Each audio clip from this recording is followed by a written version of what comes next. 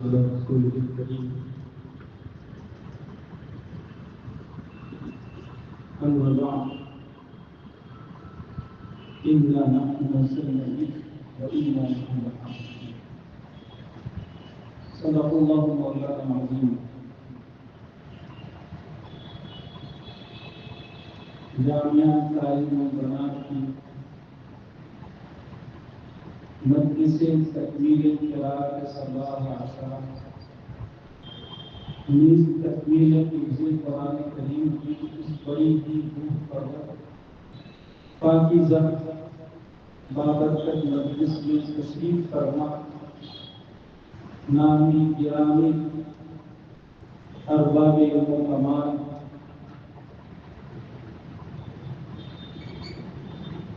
تکمیل کی اس مستجاب ساعت سے امید اور آس لگا کر تشریف لائے ہوئے میرے نیک نفوس بزرگوں بھائیوں، تکمیل کرنے والی ہماری طالبات، اللہ رب العزت کا ہم اور آپ اس عبادت کا شکر ادا کریں۔ کتنی ساری نعمتیں ہیں جو قدرت نے ہمارے اور آپ کے حصے میں فرمائی ہیں۔ کسی جامعہ میں اتنی بڑی تعداد، ایک ایسا فن جس کو کہا جائے گا کہ آج بھی یہ فن غیر معروف اور غیر معروف، اتنی بڑی تعداد کی طالبات ایک ایسے فن کی طرف الحمدللہ اعتنا رکھی اور نہ معلوم اتنی ساری عرض ریزی کے بعد اللہ رب العزت نے ان کی کشتی کو کنارے لگایا اور اس کے نتیجے میں ہمیں اور آپ کو اللہ رب العزت نے ان مستجاب ساعات سے نوازا۔ اللہ رب العزت سے مجلس کی برکت سے ہم دعا کریں کہ وہ ذات اس مجلس کے جملہ شرکاء کو اور خاص کر کے ہماری ان بچیوں کو شرف قبول عطا فرمائے اور اس کو ہمارے اور آپ کے میزان عمل میں فرمائے۔ حقیقت واقعہ یہ ہے کہ جہاں تکمیل کے اس پرمسرت موقع پر ہماری طالبات کو اللہ رب العزت کا شکر بجا لانا چاہیے، وہاں ان کے اولیاء اور ان کے متعلقین، ان کے اساتذہ کرام اور ارباب انتظام سبھی کو اللہ رب العزت کا شکر گزار ہونا چاہیے۔ وہ ذات بے نیاز ہے۔ اگر ہم اور آپ تاریخ کا مطالعہ کریں تو جب بھی کسی موقع میں ایسی ضرورت پیش آئی ہے تو اللہ رب العزت نے اس فن شریف کی خدمت ایسے لوگوں سے لی ہے کہ جہاں کسی کا تصور ہے۔ اللہ اکبر۔ پوچھئے آپ کے شہر مالیگاؤں کے قاضی محمد عمر صاحب اور قاضی محمد حسین صاحب مشرفی،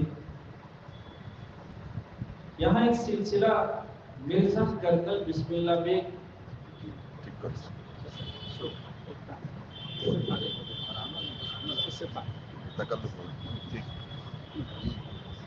مرزا کرنل بسم اللہ بیگ، آپ نے نام سنا ہوگا، حیدرآباد سے ان کا تعلق تھا۔ وہ تو برسوں فوج میں رہے تھے، لیکن چونکہ علم سے آپ کا گہرا تعلق تھا، فوج سے ریٹائرمنٹ لینے کے بعد اللہ کا ایک بندہ اس فن کی طرف اعتنا کرتا ہے اور کتنی محنت کہ ان کے شیخ نے ان کو عماد القرہ کے لقب سے نوازا اور اس سلسلے کو قدرت نے ایسا قبول فرمایا اور ایسی باحث شخصیت گزری کہ بڑے بڑے قرہ ان سے سند رکھا ہے۔ تو قدرت بے نیاز ہے، تو جس سے چاہے اپنے کلام پاک کی حفاظت کروا سکتی ہے۔ یہ اس کا احسان ہے کہ اس نے یہ توفیق ہمارا آپ کے حصے میں فرمائی ہے، طالبات کے حصے میں فرمائی ہے۔ ہمیں اس رب کا شکر گزار ہونا چاہیے۔ ہم آپ اس سے واقف ہیں کہ شکر کسی بھی نعمت کی اضافے اور برکتوں کا باعث ہوا کرتا ہے، اور صرف اتنا ہی نہیں، شکر اللہ رب العزت کا بہت بڑا ذریعہ ہوا کرتا ہے۔ وہ ذات شکر گزاری سے خوش ہو جاتی ہے، بندوں کو نوازا کرتی ہے۔ وَإِن تَشْكُرُوا يَرْضَهُ لَكُمْ وَإِن تَشْكُرُوا يَرْضَهُ لَكُمْ، کہ آپ اللہ رب العزت کا شکر بجا لائیں گے اور وہ ذات اپنی رضا کا پروانہ آپ کو فرما دیں گے۔ سبحان اللہ۔ اور چونکہ یہ قرآن کی مجلس ہے، قرآن کی مجلس سے ہمیں اس موقع پر سمجھنا چاہیے کہ وَإِن تَشْكُرُوا يَرْضَهُ لَكُمْ يَرْضَهُ لَكُمْ، ہماری طالبات سے متعلق خاص اس وقت مخاطب ہیں، بچیاں کو سمجھیں۔ يَرْضَهُ لَكُمْ میں اصول کے بموجب چونکہ ہائے زمین کا ماقبل بھی متحرک ہے، مابعد بھی متحرک ہے، لہذا اس کو سیلے کے ساتھ کھینچ کر اشباع کے ساتھ یوں پڑھنا چاہیے تھا، يَرْضَهُ لَكُمْ يَرْضَهُ لَكُمْ۔ چنانچہ ائمہ کرام میں کی ایک اچھی خاصی تعداد ہے جو اس موقع پر کسی انداز میں اشباع سے سلا کر کے کھینچ کر پڑھ رہی ہے، وَإِن تَشْكُرُوا يَرْضَهُ لَكُمْ۔ لیکن داد دیجیے امام عاصم رحمۃ اللہ علیہ کو کہ آپ اس کو بغیر اشباع کے کھینچے بغیر وَإِن تَشْكُرُوا يَرْضَهُ لَكُمْ خلاف اصول پڑھ رہے ہیں۔ حکمت کیا ہے؟ ظاہر بات ہے يَرْضَهُ لَكُمْ میں تھوڑی سی تاخیر ہوتی ہے، اور بندہ جب اللہ رب العزت کا شکر بجا لاتا ہے تو وہ ذات بلا کسی تاخیر کے اس کی اپنی رضا کا اعلان کرتا ہے۔ وللہ در المنصور اللہم ارضنا وارض عنا۔ میرے بزرگوں اور بھائیوں، بالخصوص بلکہ ابھی جب ہماری ایک طالبہ جو ہے وہ سورہ یوسف علیہ السلام پر تسلیم سے آیت کی تلاوت کر رہی تھی، وَجَاءُوا عَلَىٰ قَمِيصِهِ بِدَمٍ كَذِبٍ، تو ہمارے ذہن میں کہیں بچیوں کو بتلانا چاہیں کہ بیٹا اصول یہ ہے کہ جمع کے سیاق کے بعد ارباب نحو بھی اور ارباب رسم بھی صیغہ جمع کے واو کے بعد ایک الف زائد لکھا کرتے ہیں قانون میں ہے، لیکن یہاں دیکھیں کہ جاپو میں نہیں ہے، واو جمع کے بعد ایک الف زائد نہیں ہے۔ جب یہ بچی تلاوت کر رہی تھی تو ہمارا ذہن اس طرف منتقل ہونے تو بچیوں کو بتانا چاہیے کہ بیٹا آخر کیا بات ہے، جب اصول واو جمع کے بعد الف زائد کے لکھنے کا ہے، یہاں اصول کے خلاف اسے حذف کیوں کرتے ہیں؟ حضرت یوسف علیہ السلام کے بھائی حضرت یوسف علیہ السلام کو لے کر گئے تھے، اور جب ایک مکر کے ساتھ جب اپنے والد کے یہاں انہوں نے حاضری کی ہے تو انہوں نے حضرت یوسف نے ایک کم ہو گیا، تو جاؤ کی 3 سے ایک الف کو کر دیا حذف، جانے والوں کی تعداد میں ماشاء اللہ۔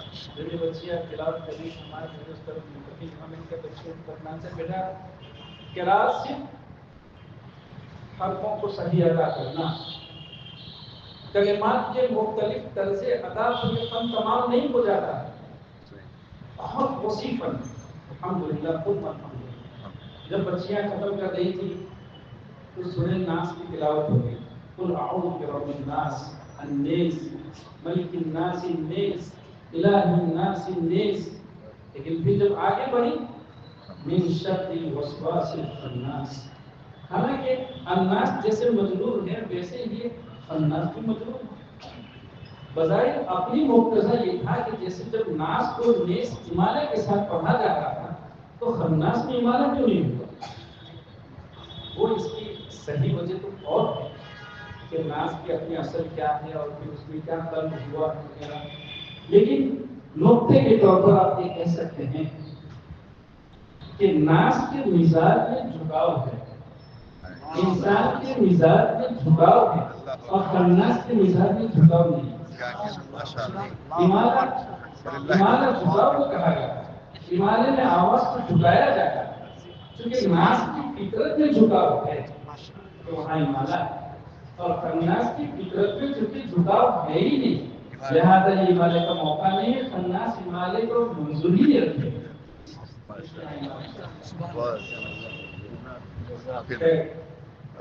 ہم اپنی بچیوں سے عرض کریں گے بیٹا اللہ تعالیٰ کو بہت ہے، سچ یہ ہے جب یہ بچیاں تلاوت کرتی تھی تو ہمارا دل بھرا، کتنی بڑی طاقت ان بچیوں نے کتنی محنت کی ہوگی۔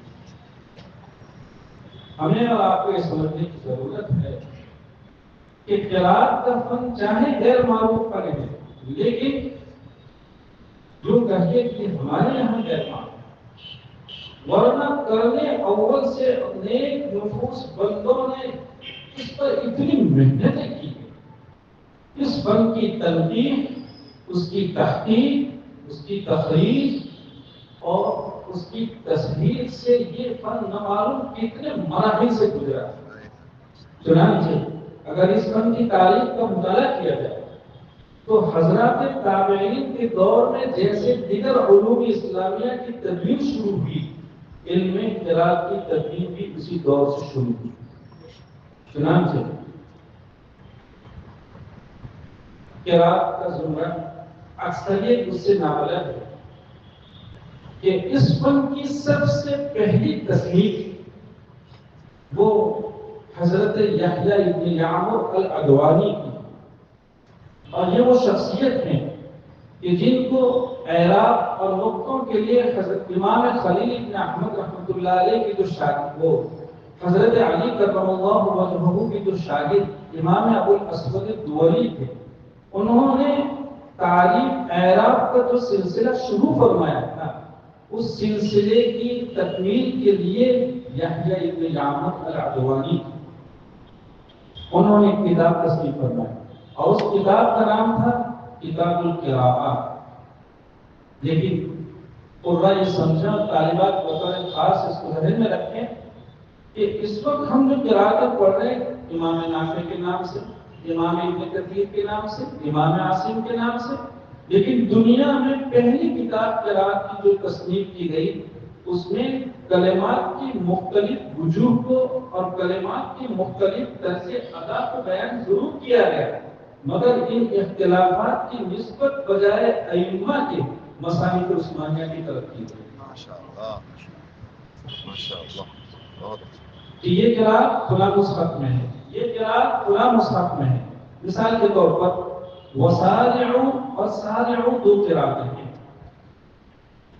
مدینہ المنورہ میں جو مصحف حضرت عثمان غنی رضی اللہ تعالیٰ عنہ نے عامۃ المسلمین کے استفادے کے لیے رکھا تھا، اس مصحف میں یہ وسارعوا کا کلمہ حذف واو کے ساتھ سارعوا لکھا ہے، جبکہ مکہ المکرمہ کے عامۃ المسلمین کے لیے جو مصحف بھیجا گیا تھا اس مصحف میں یہ وسارعوا اس بات واو کے ساتھ تھا، وسارعوا۔ یحییٰ ابن یعمر العدوانی نے ایسی قراتوں کو بیان فرمایا، چنانچہ ولد دار الآخرہ لام تاکید کے ساتھ، اور ولد دار الآخرہ ائمہ قرات میں شامی ابن عامر شامی ایک امام ہیں، وہ اسے پڑھ رہے ہیں ولد دار الآخرہ صرف لام تاکید کے ساتھ، جبکہ دیگر ائمہ اسے پڑھ رہے ہیں ولد دار لام تاکید اور لام تعریف دونوں کے ساتھ اسے پڑھ رہے ہیں۔ چنانچہ شامی مصحف میں یہ ایک ہی نام کے ساتھ ولداؤ تھا، جبکہ شامی کے ماں سوا مدنی مصحف، مکی مصحف، بصری، کوفی، ان سارے مصاحف میں دو دو نام سے لکھا تھا۔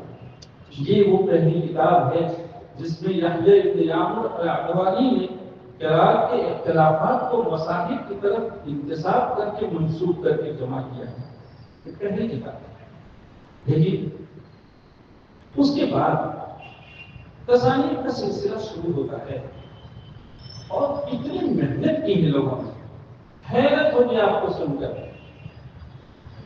مثال کے طور پر علامہ دانی رحمۃ اللہ علیہ جو اس فن کی بڑی معروف اور یوں کہیے مقتدر شخصیت، انہوں نے کتاب التیسیر، بہت جو خلاصہ کہا جاتا ہے جامع البیان کا، جامع البیان میں ان قراءات کو 500 ناقلین اور 500 روات سے بیان کیا ہے۔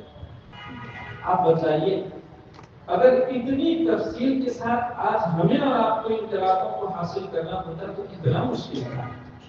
علامہ دانی رحمۃ اللہ علیہ نے اس مشکلی کو محسوس فرما کر وہ جو 500 رجال قراءت سے قراءت جامع البیان میں 7 قراءتوں کو بیان کیا گیا تھا، اب تیسیر کچھ ہی صفحات میں مختصر انداز میں اس کو بیان کریں۔ آپ دیکھیے علامہ ابن جزری رحمۃ اللہ علیہ، آپ نے النشر کو قریب 1000 رجال قراءت سے اس میں قراءت بیان فرمائی، لیکن جب طیبہ تیار کیا، جب دیکھا کہ نشر کی تاب ہر کوئی نہیں لا سکتا، نشر کو سمجھنا ہر ایک کے بس میں نہیں ہے، تو آپ نے اس کا اختصار طیبہ بہت مختصر انداز میں۔ پھر آپ دیکھیں ابو معشر قبری ہے، یہ دنیا کا واحد شخص ہے جس نے اپنی کتاب الجامع الکبیر اتنے رجال اور اتنے روات قراءت سے کبھی کسی نے کوئی کتاب نہیں تیار کی۔ ابو معشر قبری آج بھی اپنی مثال اور تعریف کرتے ہیں کہ 2100 رجال قراءت، پہلے 500 تھے۔ ابن جزیر رحمۃ اللہ علیہ نے 1000 کے قریب، اور امام ابو القاسم حضری رحمۃ اللہ علیہ نے 1500 رجال قراءت سے، لیکن ابو معشر قبری کا ریکارڈ ہے کہ انہوں نے 2100 رجال قراءت سے اختلافات سے تلاش کیا۔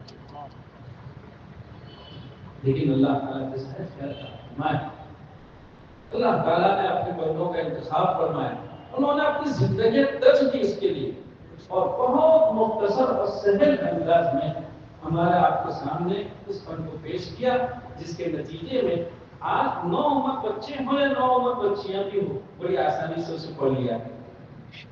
اللہ تعالیٰ ان نفوس قدسیہ پر عمل کر اسے جزائے دے۔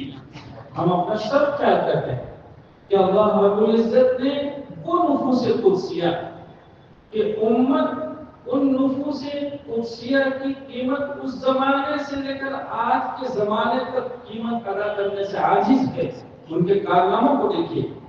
اللہ تعالیٰ ہم جیسے لوگوں کو ان نفوس قدسیہ کی جو ایک قیمتی تسبیح تھی، آج ایک دانہ سامنے میں اللہ رب العزت کا اس کا احسان اللہ تعالیٰ قبول فرمائے۔ میں اپنی بچیوں کو مبارکباد جہاں پیش کروں گا، وہاں ان بچیوں سے عرض کریں گے کہ بیٹا آپ کے زمرے کی خدمات اس فن میں کوئی نئی نہیں ہے، آپ کے زمرے کا اعتنا اس فن کی طرف کوئی نیا نہیں ہے، بلکہ آپ خواتین نے وہ کارنامے انجام دیے کہ طبقۂ رجال کے بڑے بڑے قرا نے ان کی تحقیقات کا اعتراف کیا۔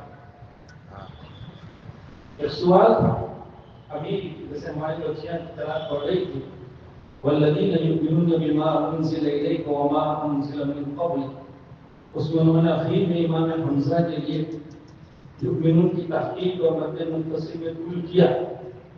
ایک طریقہ یہ ہے کہ بعد کی آیت شروع کی جائے گی امام حمزہ سے، یہ ایک طریقہ ہے، جبکہ ہمارے اس ملک میں قرأت کا ایک بہت بڑا طبقہ وہ ہے جو ہر آیت مختلفہ کو ایک ہی امام سے شروع کرتا ہے۔ یہ نہیں کہ جس کے لیے ختم کیا ہے دوسرا اسی کے لیے شروع کیا جائے، یہ نہیں، ہر آیت مختلفہ یا کلمہ مختلفی کو وہ شروع کرتے ہیں قانون سے یا امام نافع سے۔ حیرت ہو گیا جب یہ پوچھا گیا کہ وہ طریقہ جس میں کلمہ مختلفی کو اخیر میں جس کے لیے پڑھا گیا ہے دوسرا کلمہ مختلفی اصول سے شروع کیا جائے گا، یہ طریقہ میں موجود ہے۔ علامہ جزیر رحمۃ اللہ علیہ نے اس کو بیان کیا ہے۔ یہ جو طریقہ ہے کہ نہ ہر کلمہ مختلفی کو صرف قانون ہی سے شروع کیا جائے گا، نافع سے شروع کیا جائے گا، یہ طریقہ کہاں لکھا ہے؟ یہ طریقہ لکھا ہے کون سی کتاب میں؟ یہ جب پوچھا گیا آپ کو حیرت ہو گئی، تقریباً 29 سال تک اس کا جواب ہمیں نہیں ملا۔ 29 سال تک اس کے جواب کے بعد میں پریشان ہوں۔ قسمت سے ہمارے یہاں ایک کتاب آئی الجمع بالقراءات دکتور فتحی عبیدی کی، 3-4 مہینے ایسے ہی گزر گئے، موقع نہیں ملا۔ ایک روز ہم نے اپنے گھر سے اسے منگوایا، اس کا مطالعہ کیا کیا مطالعہ کر رہا تھا۔ مطالعہ کرتے کرتے جب یہ انداز ہوا کہ 29 سال کا پریشان کن سوال آج حل ہونے والا ہے، سوال حل نہیں ہوا، کہاں تک نہیں گیا، کتاب بند کر کے مارے خوشی کے درجے سے باہر آ گیا۔ اور ہم نے ان جوانوں کو یاد کیا کہ 29 سال کی قرن تھی، اللہ رب العزت نے اس قرن پر ترس کھایا اور امید ہے کہ اس کا جواب نہیں دیا۔ چنانچہ اس کو لے کر بیٹھ پڑھتا رہا، تاریخ جمع پڑھتا رہا کہ یہ کہہ تھا کہ کسی زمانے تک 5ویں صدی کے درمیان تک عبادت پڑھائی جاتی تھی، پھر جمع شروع ہوا۔ یہ جمع کے 2 طریقے، تب جب علی النوری الشقانسی ٹیونس میں افریقی ممالک میں 12ویں صدی کے پاؤ حصے تک میں اس نئے طریقے جمع کو ایجاد کیا گیا اور ہر کلمے مختلفی کو قانون کے لیے شروع کیا گیا۔ کیوں؟ اس لیے کہ وہاں یاد رکھنا پڑتا تھا علامہ جزری کی یہاں کہ آپ نے اگلا کلمے مختلفی کس کے لیے ختم کیا اور اسی کے لیے شروع کرنا ہے، پھر اسی ترتیب کا آنا یہ مشکل تھا، کیونکہ جزری رحمۃ اللہ علیہ کا اپنا طریقہ بھی مجتہد تھا، لہذا ظاہر بات ہے کہ اجتہاد کا حق اوروں کو بھی ہوا کرتا ہے۔ چنانچہ شقانسی نے ٹیونس میں اس کو شروع کیا، افریقی ممالک میں شائع ہوا اور پھر حضرت قاری محب الدین صاحب رحمۃ اللہ علیہ کا سلسلہ جو آپ کے مالیگاؤں میں بھی آیا اور اسی سلسلے کے لوگوں کے یہاں یہی طریقے ہیں۔ ہم آپ سے یاد کر رہے تھے، خاص کر کے بچیوں کو یہ سناتے کہ بیٹا ڈاکٹر فتحی عبیدی نے اپنی اس کتاب میں اتنی محنت کی اور وہ لکھ رہے تھے کہ جمع کی تاریخ کو جمع کرنا بہت مشکل تھا، لیکن اللہ تعالیٰ جزائے خیر عطا فرمائے دکتورہ ہند شلبی کو کہ دکتورہ ہند شلبی کی ایک کتاب ہمارے ہاتھ لگی اور اس نے میری ساری مشکلوں کو حل کر دیا۔ ڈاکٹر فتحی عبیدی جیسا ماہر اور اتنا بڑا کارنامہ قدرت نے جس کے حصے میں فرمایا تھا، وہ اپنے کارنامے کے لیے سارا صحرا باندھ رہے ہیں۔ اس کے ساتھ اس کا شرمی کے ساتھ آپ تو وہ سن رہا ہے کہ الحمدللہ آپ کے زمرے کے کمالات کا طبقہ رجال نے بھی اعتراف کیا۔ الحمدللہ پڑھیے، ہمارے بچے سے کہیں گے کہ بیٹا آپ پڑھیے، آپ کون ہیں، آپ کا طبقہ کون ہے۔ اندلس کی ایک خاتون، آپ جانتے ہیں علامہ شافعی رحمۃ اللہ علیہ بھی اندلس کے، جس کا آج اسپین کہا جاتا ہے، علامہ دانی رحمۃ اللہ علیہ بھی وہیں سے تعلق رکھتے ہیں، علامہ قرطبی وہاں سے تعلق رکھتے ہیں۔ اسپین کی ایک خاتون ابنۃ فائز نام نہیں لکھا، ابنۃ فائز ان کے والد کا نام تھا۔ اس خاتون کو کیا علمی شوق تھا، ہم یہ سمجھتے ہیں کہ ہزاروں رجال کے لیے اس عورت کا شوق درس عبرت ہے۔ اس لیے یہ خاتون لڑکی ہوگی زمانے میں بچی ہوگی، انہوں نے اولاً تو اپنے والد فائز سے علم تفسیر، علم لغت اور علم شعر میں استفادہ کیا اور کمال حاصل کیا۔ جب اس میں کمال حاصل ہو گیا تو مزید علم کے حصول کے لیے وہ اپنے خاوند، ان کا خاوند بھی نام تھا ابو عبید اللہ، تو ان کی یہاں انہوں نے فقہ میں کمال حاصل کیا۔ لیکن ابھی بھی شعری نہیں ہو رہی، تفسیر میں کمال، لغت میں کمال، شعر و شاعری میں کمال، فقہ میں کمال، لیکن شوق کا جب وہ دھارا دیکھیے، انہوں نے کہا کہ اچھا ابھی قرار باقی ہے۔ تو یہ خاتون قرطبہ سے دانیہ کا سفر فرماتی اور کیوں کہ دانیہ میں علامہ دانی رحمۃ اللہ علیہ جیسا محقق موجود ہے، وہ دانیہ کا سفر کرتی، لیکن قسمت دیکھی کہ جب دانیہ پہنچتی ہی سفر کر کے تو علامہ دانی رحمۃ اللہ علیہ مرض الوفات میں، مرض الوفات میں اس کی امیدیں بڑھ نہیں آئی، اور وہ عورت دکھ رہی ہے کہ میں ان کے جنازے میں شریک ہوئی، مجھے استفادے کا موقع نہیں، لیکن اس کے حوصلوں نے جواب نہیں دیا، وہ ایک عزم لے کر چلی تھی۔ کیا عزم کہیے ایک خاتون کا؟ اس نے علامہ دانی رحمۃ اللہ علیہ کے جنازے میں شرکت کے بعد لوگوں سے معلوم کیا کہ دانی رحمۃ اللہ علیہ کا معتبر شاگرد کون ہے، ہم اسی کے رات میں استفادہ کریں۔ چنانچہ علمی زمرہ اس سے واقف ہیں کہ علامہ دانی رحمۃ اللہ علیہ کے معتمد ترین شاگردوں میں سلیمان ابن نجار، ابو داؤد ان کی کنیت ہے، ان کا نام سلیمان ہے، ابن نجار، اور سب جانتے ہیں کہ اس وقت دنیا میں جتنے مصانف قرآن کریم چھپ رہے ہیں ان میں سے عرب دنیا، ان کے یہاں آپ دیکھیں گے بہت سے کلمات کی لکھائی املا کچھ ہے، ہمارے یہاں کا املا کچھ ہے، تو عرب دنیا کے مصانف کے املا کی بنیادیں سلیمان ابن نجار کی مختصر تبیین ہے۔ اور ہمارے یہاں جو مصانف چھپ رہے ہیں ہم دیکھتے ہیں کہ ہمارے یہاں کوئی کلمہ ان سے الگ لکھا ہوا ہے، اس کا املا کچھ ہے، ہمارا یہاں املا کچھ ہے۔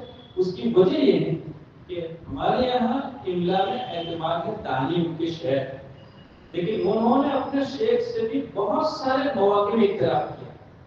یہ دانی کے بہت معتمد شاگرد تھے، لوگوں سے نے معلوم کیا کہ آپ کے معتمد شاگردوں میں سلیمان ابن نجار، لیکن وہ دانیہ میں تھے۔ چنانچہ انہوں نے سفر کیا بلنسیا، انہوں نے سفر کیا بلنسیا، اور بلنسیا جا کر اس خاتون نے سلیمان ابن نجار سے قرات سبا کی تکمیل کی۔ آپ بچیاں تو تعریف سبق کرنے والی، آپ کا زمرہ تو وہ ہے۔ ابھی شیخ بشیر آپ جانتے ہیں مدینہ المنورہ میں مسجد نبی صلی اللہ علیہ وسلم تقریباً 52 سال سے وہ درس دے رہے ہیں قرات مدینہ المنورہ مسجد نبی صلی اللہ علیہ وسلم کی شرف، اور اس وقت بھی بعض ائمہ حرم میں ان کے شاگرد ہیں۔ شیخ سنا رہے تھے کہ برطانیہ جیسے ملک میں مادیت، جہاں مادیت ہی مادیت ہے، وہاں برطانیہ جیسی جگہ میں ایک لڑکی 9 سال تک شیخ بشیر سے قرات میں استفادہ کرتی رہی، اور افراداً انہوں نے 9 سال تک افراداً سنا کر 10 قرات میں تکمیل کی۔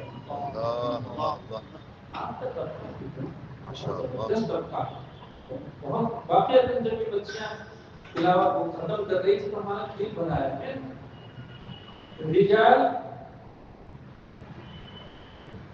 آپ کو معلوم ہوگا کہ ہمارے اس ملک میں عربی لہجوں کی اشاعت میں سب سے بڑا حصہ جس کا رہا وہ جہاں حضرت قاضی عبدالرحمن مکی رحمۃ اللہ علیہ، وہاں حضرت قاضی عبدالمالک رحمۃ اللہ، حضرت قاضی عبدالمالک رحمۃ اللہ علیہ کو قدرت نے لہجوں کا ایسا اخذ عنایت فرمایا تھا، اتنے لہجے ان کی جھولی میں تھے۔ یہ حضرت قاضی عبدالمالک رحمۃ اللہ علیہ مکہ المکرمہ سے استفادہ کر کے جب اس ملک میں لوٹے ہیں تو حکیم الامت حضرت اقدس تھانوی علیہ الرحمٰن نے آپ کو اپنے یہاں خانہ محمد میں اپنے طلبہ عزیز کو مشق کرانے کے لیے دعوت پیش کرنا قبول فرمایا۔ حضرت عبدالمالک رحمۃ اللہ علیہ وہاں تشریف لے جاتے ہیں، حکیم الامت رحمۃ اللہ علیہ نے ان کے لیے کیسے کیسے انتظامات فرمائے، اثر کے بعد تفریح کے لیے گھوڑا ملے،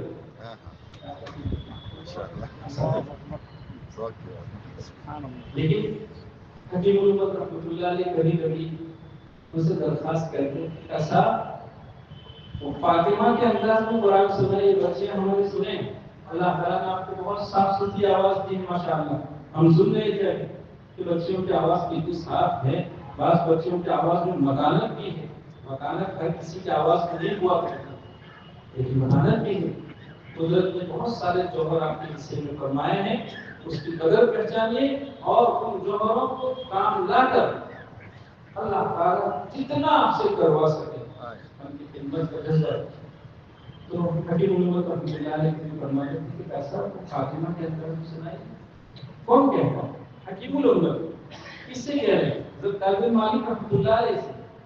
تو فاطمہ کون ہے؟ مصر کی ایک نابینا خاتون تھی.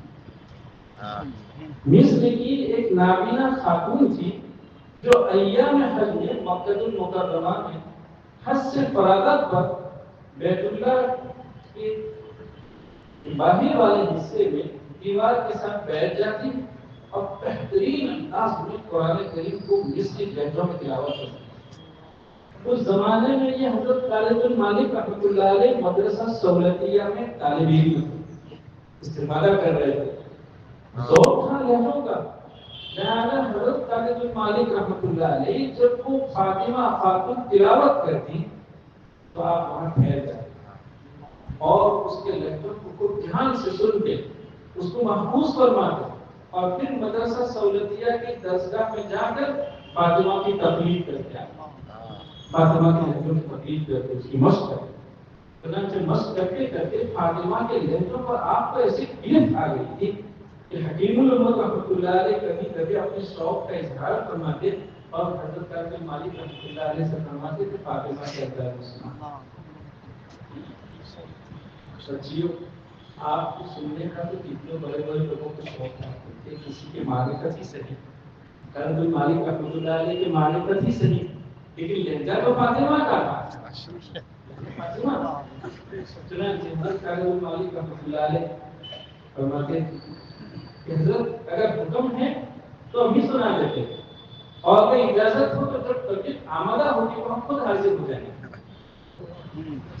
رحمۃ اللہ علیہ تو حکیم تھے. طبیعت کے آمادگی کیا ہوا کرتی ہے, آمادگی کے بعد لہجے کس عروج پر ہوتے ہیں حضرت کو جانتے ہیں.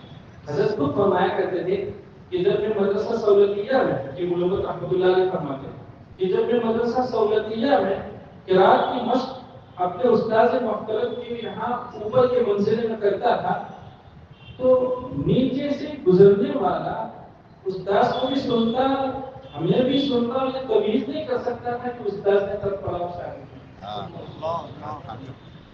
کہا. لیکن اب مشاغل اتنے ہیں وہ مشق نہیں رہی. بہرحال پھر حضرت خالد بن مالک رحمۃ اللہ علیہ کی طبیعت جب آمادہ ہوتی تو کہلواتے کہ حضرت آپ وہیں تشریف رکھیں, ہم اپنے کمرے سے کھڑکی میں فاطمہ کے اندر میں قرآن سنائیں. آپ وہیں تشریف رکھیں.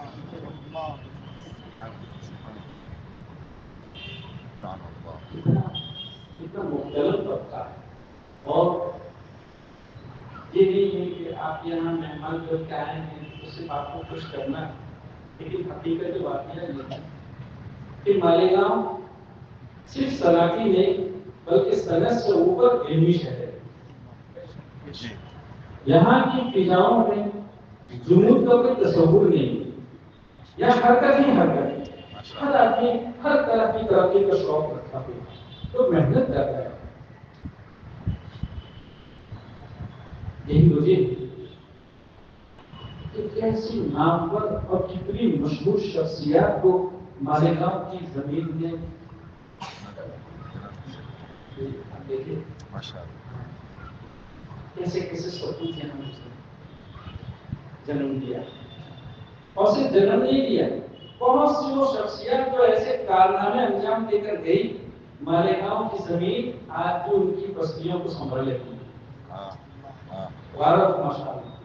اس ماحول میں اگر یہ کام ہو رہا ہے تو سچ یہ ہے کہ ماحول کسی کا مقتضی تھا. چنانچہ جب یہ فن شدید فن فطرت کے دور سے گزر رہا تھا اور بڑے بڑے جامعات میں اس کا انتظام نہیں تھا, ایسے موقع میں مالیگاؤں کا ایک جوان کہاں پہنچتا ہے؟ الہ آباد پہنچتا ہے. اور الہ آباد حضرت طالب حفیظ الدین صاحب رحمۃ اللہ علیہ کے یہاں جا کے روایت حفظ اور قرات سبا کی تکمیل کرتا ہے. حضرت مولانا قاری محمد حسین صاحب اشرفی. ہمیں یاد ہے 1977 کی ہم بات کر رہے ہیں, ہم ابھی چہاروں میں تھے اور اس زمانے میں قرات کو جانتا نہیں تھا. مدارس میں اگر قرات سبا پڑھنی ہوتی تو اعلان کرنا پڑتا تھا کہ بھائی یہ مختلف قراءتیں منزل من اللہ ہیں، اور یہ بھی قرآن ہے، کوئی صاحب اس کو غلط خیال کر کے لقمہ دینے کی کوشش نہ کرے، یہ اعلان کرنا پڑتا ہے۔ ایسے دور میں جب تیسیر الدوا فی اجراء السوا، یہ حضرت قاری محمد حسین صاحب مالکانی کو اللہ تعالیٰ اور اہل مالکان کو جزائے خیر عطا فرمائے کہ آپ کا ایک سپورٹ تھا جس نے اس فطرت کے دور میں اس فن کے احیاء کا عزم کر کے حباب کا سفر کیا، اور نہ معلوم کتنی ترقیاں جھیل کر ایک ایسے باکمال ماہر فن جس کو کہا گیا بعد میں کہ حضرت قاری محمد الدین صاحب رحمۃ اللہ علیہ اس ملک میں سارے قراء کے مرجع۔ چنانچہ ارباب فن کو جب بھی قرات میں کسی بھی طرح کا کوئی سوال ہوتا تھا، کوئی الجھن ہوتی تھی، تو سارے لوگ بھی کیا کرتے تھے۔ ایسے ماہر فن کی یہاں مالیگاؤں کا ایک ثبوت اتنی مدت تک رہے کہ 6 سال تک آپ نے استفادہ کیا۔ آپ نے 6 سال تک حضرت قاری محمد الدین صاحب رحمۃ اللہ علیہ کی صحبت میں رہ کر قرات میں استفادہ کیا، اور پھر تیسیر الدوا تصویر۔ اس ملک میں قرات سوا کی تصویر کرنے والی شخصیت سب سے پہلے اگر کوئی ہے تو حکیم الامت رحمۃ اللہ علیہ۔ آپ نے تنشیر الدوا میں بہت سہل انداز میں کہ ایک بہت کمزور استعداد کا حامل بھی اگر قرات سوا پڑھنا چاہے تو تنشیر الدوا سے اس کو راہ نہیں، لیکن اس کے بعد وہ صرف پاؤ پا رہا، لیکن اللہ تعالیٰ جزائے خیر عطا فرمائے حضرت قاری محمد حسین صاحب رحمۃ اللہ علیہ کو کہ آپ نے اس سلسلے کو آگے بڑھایا۔ نوعیت تھوڑی مختلف تھی لیکن واقعات وہ تیسیر کی تھی۔ اجرائے ثواب کو انہوں نے اتنا سہل انداز، بہت آسان انداز میں، ہمیں یاد ہے کہ ہماری اس 45 سال تدریس میں ایک ہی جوان ایسا گزرا جس کو ہم نے اردو سے سبق پڑھایا، وہ ریونین کا تھا، آیا اور وہ عربی نہیں جانتا تھا، لیکن اس کی ادا بہت اچھی، آواز آج بھی بہت اچھی۔ ہم نے ان کو تیسیر الدوا دی، بیٹا یہ کتاب، یہ تیسیر الدوا جب ہمارے شہروں میں تھے وہاں آئی، مالیگاؤں سے کچھ لوگ آئے تھے وہاں کتابیں لے کر، لیکن تنگی اور غربت کو کیا کیجیے، 6 روپے سے کم نہیں خرید سکا۔ مالیگاؤں کی دھرتی، مالیگاؤں جیسا زمین جہاں اگر یہ کام ہو رہے ہیں ماشاءاللہ، تو واقعتاً اس سرزمین کا حق ہے ہم یہاں کے رجال ذوق کو، ارباب شوق کو، ارباب انتظام کو واقعتاً دل کی تمام تر گہرائیوں سے مبارکباد پیش کرتے ہیں کہ اس ادارے میں اتنی مدت سے قراتوں کی ایسی خدمت ہو رہی اور اتنی بڑی تعداد میں ماشاءاللہ بچیاں ختم کر رہی ہیں۔ اللہ تعالیٰ اس سلسلے کو جاری اور سارے رکھے، ہم سب کی خدمات کو اللہ تعالیٰ قبول فرمائے۔ ہمیں تو بہانا چاہیے، ہمیں تو بہانہ بنانا ہے، اللہ رب العزت کو بہانا چاہیے۔ ہم قدرت سے دعا کرتے ہیں کہ وہ ذات بہانے کے طور پر ہماری چھوٹی محنتوں کو قبول فرمائے۔ میں پھر ایک مرتبہ ان بچیوں کو دل کی تمام تر گہرائی سے بار بار مبارکباد پیش کرتا ہوں، آپ نے بہت بڑا کام کیا، اور اللہ تعالیٰ آپ کے ذریعے اس فن کی اشاعت کروائیں اور بہت سے لوگ آپ سے مستفید ہوں۔ وآخر دعوانا الحمد للہ رب العالمین۔ جزاک اللہ خیر۔